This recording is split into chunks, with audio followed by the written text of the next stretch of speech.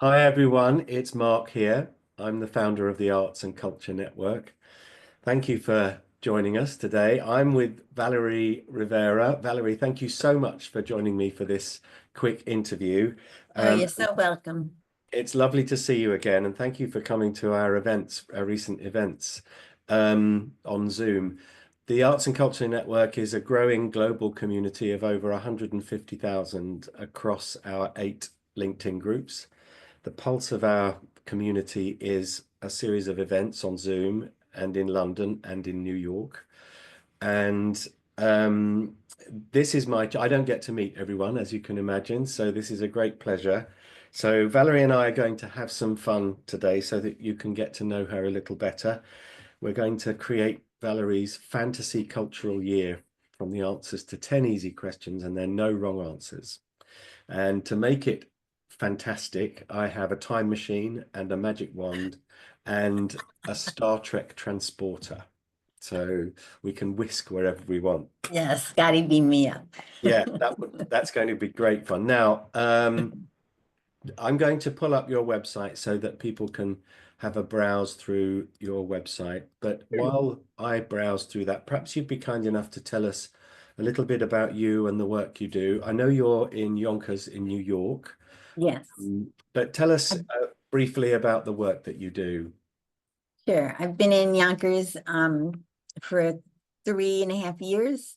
I lived out on Long Island. I grew up on Long Island in New York. And I worked on Long Island for 30 years as an elementary education teacher. I also taught ENL, which is English as a New Language, and language arts.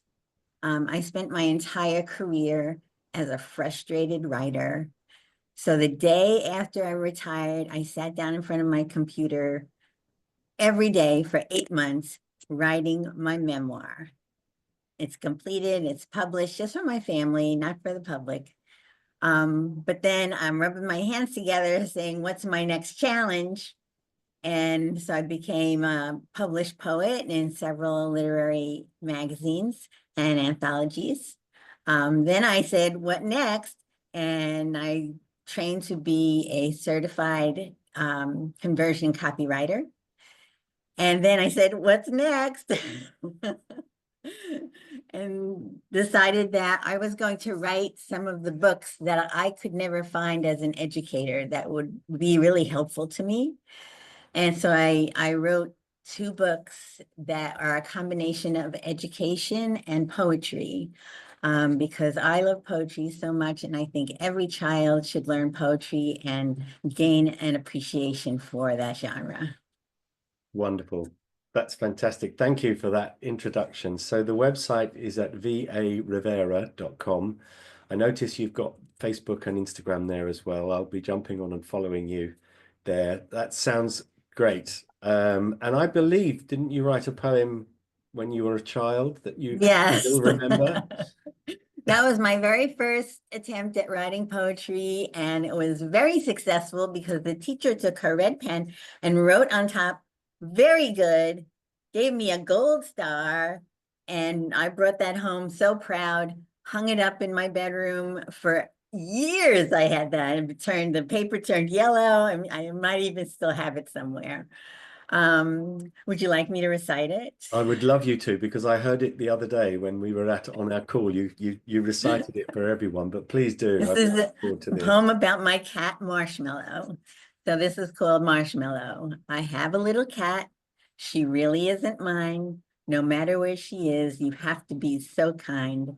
Her name is Marshmallow. She is all white, you see. I have to care for her, and that's why she loves me. I love it. And how old were you when you wrote that? I was 7. 7. Wonderful.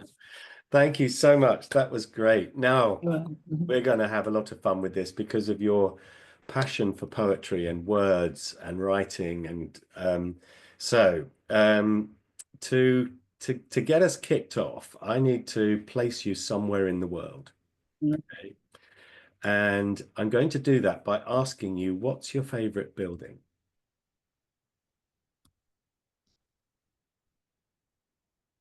Well, the first time I ever saw it, I had been driving for 5 hours from New York to Washington, D.C. And I was on the I-95, I think is the highway that brings you down from New York to Washington. And then as you get closer, there's the Capitol Beltway, and that's I-495.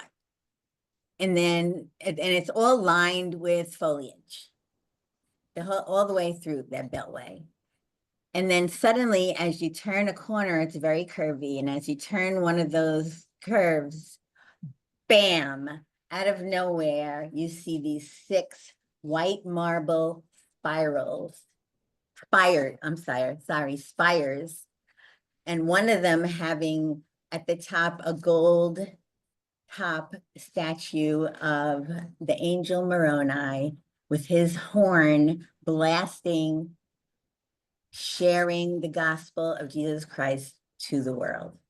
And that is the Temple of the Lord in Washington, D.C., better known as the Mormon Temple in Good Washington. morning. The Mormon Temple Okay.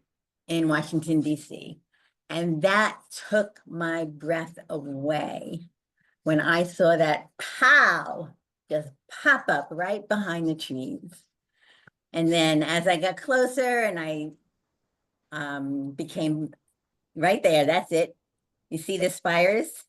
Isn't it just incredible? Look at It's it. incredible. It's incredible. And the spires just, that's what you see first, those spires that just pop right out from the bushes, from the trees and the foliage. Absolutely beautiful. And then the work that I was able to do in there was just as beautiful. And so it means so much to me. Okay. What a lovely place. Now, I'm going to invite you to imagine that you're sitting at a pop-up cafe on the Okay. lawn in front of the Mormon Temple in Washington, D.C. Okay. It's 6 p.m. on a Friday in June. It's lovely and warm and sunny, and you're admiring the view. Okay. Now there is a drink on the table next to you. What would we find there?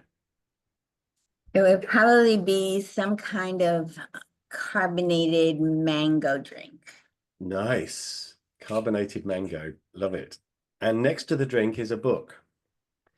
It might be your favorite book. It could be a book that has been with you all your life or changed your life, or it could be a recent discovery. What might we find there, Valerie? Well, I think that just because of the environment that I'm in and I'm right in front of the temple, it would have to be the Book of Mormon. And if I didn't have that, I would want 700 Sundays written by Billy Crystal. Wow. And maybe On Writing by Stephen King would be another one, On Writing. Really great. If you're a writer and you want to read a really good book about writing, read Stephen King's book On Writing. And then one that I love because I'm a poet is called The Poet X, the letter X, by Elizabeth Acevedo. And the last one I think would be, I just had to have a pile of books. Yes. And the last one would probably be The House on Mango Street by Sandra Cisneros. Brilliant. Love it. I'm just wondering whether, hang on a second. Did Stephen King write Sepulchre? I'm sorry? No, it's James Herbert.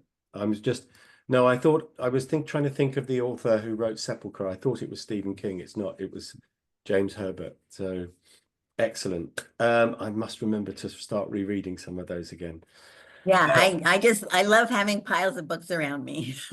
Even if I'm not Wonderful. reading them, just to have them. It's wonderful. Excellent. Now you're feeling quite pleased with yourself. Okay. Because you've just come from a meeting in the Mormon Temple in Washington, D.C. for the Okay. wealthy Washington-based Family Foundation, who have heard about the work you're doing, your dedication to teaching, and your adventure in poetry now, okay? And they would like to hire you for a year, okay? At great expense, I might add. they'd like to commission you to travel the world to create a global league table of poetry. Okay. They would like you to find emerging talent, established talent in poetry all over the world. Okay. So that the areas and countries that need some extra help can be identified and supported. And they'd like you to do a kind of top 10. Now the all your family and friends and commitments at home are being taken care of. So you can Okay. travel. All right. Your family and friends can visit you while you're traveling. And my pets and taking care of my pets. Pets are absolutely taken care of. There is a TED talk in it when you come home. There is a book deal, and there is a TV series called Poetry Around the World Wouldn't that be wonderful? with Valerie Rivera, with VA Rivera. Yeah, That would be so great. your pen name. And after you've done this year of study, there is a global university lecture tour. Does that sound like fun? So fun, so fun, and just a dream, just a dream. Excellent. Once, actually, a couple of years ago, I was chatting to one of our members and I explained the fantasy cultural year to them, and they started crying. They oh, Mark, this is just what I have to do. You know, it was great to see that. Excellent. Okay, so we're going to leave Washington now because you've accepted the engagement. Okay. It's first class all the way, all the help you need, drivers, if you need a helicopter or a private jet, sustainability permitting, you can do that. So all I need to ask you is, where do you want to start? In what city and in what country would you start this? Oh, Paris, France. Paris. Okay. Yeah. You're on the plane. Okay. You turned left when you got on the plane because you're traveling first class. The Okay. steward brings you oh, what was the drink? A carbonated Mango drink. mango drink and a note from the Family Foundation. Okay. And the note says it's a bit of a challenge for you because they'd like to study you while you're studying it. So Okay. they've challenged you to listen to only one very specific genre or type of music for 12 months to the exclusion of all others. Okay. What would you choose? Well, I love to sing, so I wouldn't mind exclusively listening to female vocals, jazz, pop. I'm going to have to pin you down to one genre. Okay. I know it's painful for music lovers, this question. Well, can I say one artist? Yes, you can. Linda Ronstadt. Linda Ronstadt. She of the long hair, wasn't she? Did she have long, was that? No, she didn't have long hair. Oh, I'm but thinking of somebody else. She sang every genre under the sun. Right. Well, that's a very smart choice. Excellent. Okay. Now, you're in Paris and a group of young poets have met you at the airport and they've whisked you into Saint-Germain with a river view loft apartment with Notre Dame in the distance visible. And they've said, you've got a beautiful apartment. They've said, right, settle in, unpack, relax. We're coming back to take you to a dance performance. And then we're taking you to a what? a dance performance. Oh, a dance performance. Yes, Okay. sorry, a dance performance. A dance performance, yes. Dance performance. Now, From this New is York. where New York says a dance performance. dance, I know, yes, there we go. Love it. Now this is where the magic wand and the time machine come in, because I can put in front of you any dance performance you like. Historical, any dancers, living or not, any dance style, any dance group, what would you like to watch for a couple of hours? That's really hard. Well, first of all, I think I would like to be at the Joyce Theater in downtown Manhattan. You can It's a be very there. small, intimate theater that they invite established or emerging groups of all genres of dance. So I wouldn't mind just popping in any day at all, just to see what's there. And I wouldn't mind any particular genre. It would just, whatever happens to be there, because it's just such a wonderful theater. Wonderful. I love that. Excellent. And now you get to choose the national cuisine for dinner. What would you choose? Um, the national cuisine should be French. French. We are in Paris after all. That's right. Yeah. French crepes, vichyssoise, Mm-hmm. escargot. Oh, the Mm. first time I ever had escargot, I was like, oh, what is this? Ah, no, I can't. I can't. And I tasted it and I said, give me more. Yeah, I love it. Love it. It's incredible, isn't it? Nice, Yes. nice bit of garlic. Fantastic. Yeah. Excellent. Okay, now we're going to hop again to a different city in a different country. Where would you like to go? A different city and a different country. Let's go to Spain. Spain. Mhm. I should point out you've got interpreters with you so that you can, when you're doing this year-long study, you can understand the poetry perhaps a bit better. Okay, yeah, poetry in another language. I can converse a little bit in Spanish, but the poetry, that would be a whole different thing. Yeah, that would. So now it's sport day where did we say we were going to Spain? We were in Spain. Spain. Which city would you like to be in? Um, Barcelona. Barcelona. Love it. With the familiar, a beautiful church, isn't it? Yeah, I know. I'm going to pop you there. Now it's sport day in Spain, and with breakdancing in the Olympics last year, some sports are considered performance art. So, what sport would you like to watch for a couple of hours? Um, does it have to be a performance art sport?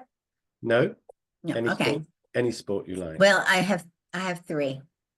Okay, Volleyball, nice.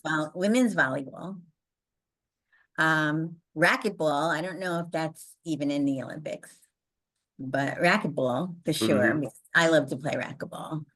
And ice dancing. Ice dancing, It beautiful. takes my breath away. Ice Yeah. dancing. There is a video on YouTube. I'll try and remember to send it to you of a young couple. I think they're brother and sister. I think there was an ice rink in one of the squares in New York. Was it Browns? Not sure, The but Madison Square Garden, maybe. possibly it was an outdoor ice rink, public one, but it obviously Oh, closed. And they were, I think they were dancing to The Sound of Silence by Disturbed. Very wonderful version. I'll try and send it to you, but it's incredible. yes, I'd love to see that. Yeah, it really takes your breath away. And what's particularly impressive is that the camera operator is clearly skating as well with them. It's just quite remarkable. Excellent. Um, Yeah. Now I'm going to whisk you again from Barcelona. Where are we going Okay. next? Where are we going next? I would love to go to Japan. I've never been to Japan, and I would love to go there. Okay, well, we've set you up in a at the top of a lovely apartment building overlooking a cherry orchard and a palace in Tokyo. That's where you are. Now, in Tokyo, Oh, that's so inspiring.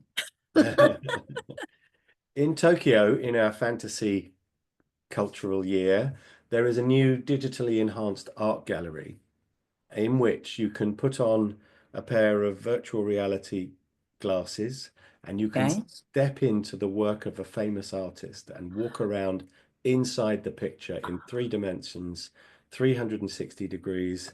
It might be animated. Whose Okay. work would you like to step into in that way? Monet. Monet. Monet. Beautiful. You can No walk question. Mm. you can walk across the bridge over the lake, over the pond in his garden. Perfect.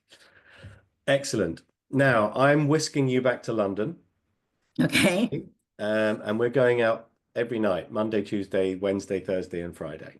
Okay. On Monday, we're going to a historical pop or rock concert. On Okay. Tuesday, we're going to a theatre play. Okay. On Wednesday, we're going to a West End or Broadway musical. Okay. On Thursday, we're going to the opera. And on Friday, we're going to the cinema. And Well, between us, we can choose what we see. Okay. okay. You can always throw it back to me. So Okay. All right. I'd like you to think of a concert that you just utterly adored. And if you had a magic wand and a time machine, you would go back to and re-experience. Oh, when I was young, I was a teenager, maybe 19. Um, I saw Blondie at the Palladium Wow. in New York City. And it was at the height of her um um Yeah. yes. It was at yeah, she was everything at that moment. She was everything, and I was lucky to get tickets. Um, and she just I mean, Deborah Harry herself is not Blondie. It was the whole group is Blondie, but Yeah. Deborah Harry was stunning, and I was mesmerized. I stood most of the time and just had my mouth hanging open, and it just was something that I would love to be 19 again, Mm. watching Blondie. Okay, you can have that. That's my gift to you, and I'll be there with you. Excellent. What about a theatre play? We're in London, so there's lots to choose from. Is there something that you would particularly like to see? Does it have to be something that is available now, or can it be No, some? you can. We have a time machine, Oh, good. Okay. The Crucible. The Crucible. Yes. Brilliant. Mhm. Remind me of the playwright. Is it? Oh, I don't know. I Um, don't know. I'm sorry. But I did a scene from the Crucible when I was in high school for a competition, and I won $75. well done, Arthur Miller. Arthur Miller. It There is. you go. Yes. There we go. Excellent. That's great. I'll enjoy that too. Is there a musical or that you would love to go back in time and watch? A musical? Hmm. Um, oh boy, I've seen so many. I don't know. I think Les Miserables. Yeah. Beautiful. Les Mis. Yeah, my brother's a cellist. He's played in it for a while. Um, Yeah, I what? know a trumpet player who's played as Yeah, well. it's incredible. It's about 35, 40 years now, isn't it? It's I saw it when it was in its first run at the Oh, me too. yeah. We might have been in the same audience. We could have been. It started in the Barbican at the Royal Shakespeare Company's Yeah, yeah. Barbican Centre, and I was studying at the Guildhall School of Music and Drama next door, and so I managed to see it. I think probably 2 weeks in, I think perhaps, but great, excellent. That was the first Broadway show that I had seen that made me cry. Yeah, wonderful music, incredible music, and um, the the film I think did a good job. You know, it was sung through. They were all singing while they were being filmed, which I thought was very, Anne Hathaway, I think, did a great job in the film.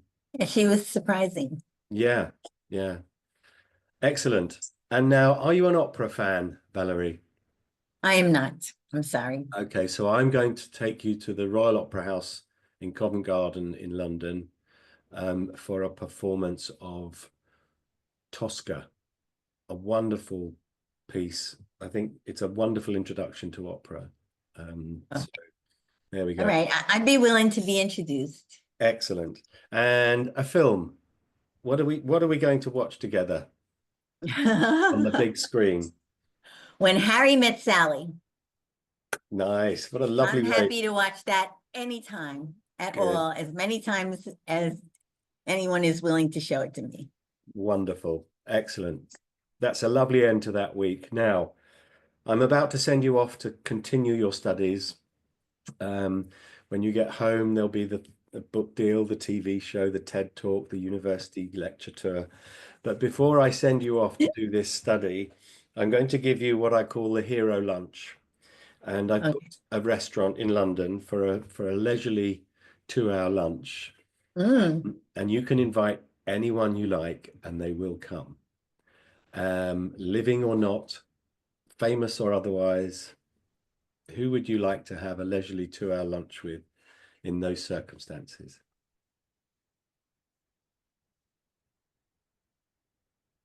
Jesus Christ.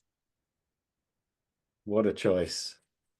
Now, in a slight twist to this question, who do you think Jesus Christ would invite?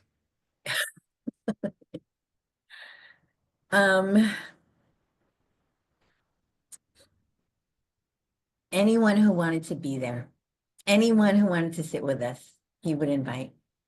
Love it. That's great. Well, there you go, Valerie Rivera. There's your fantasy cultural year. I hope you've enjoyed your trip. I sure did. It was great fun. It was great fun. I So, don't know about the opera thing, but it was great fun. oh, you'll be an opera fan after watching Tosca at the Okay. Covent Garden.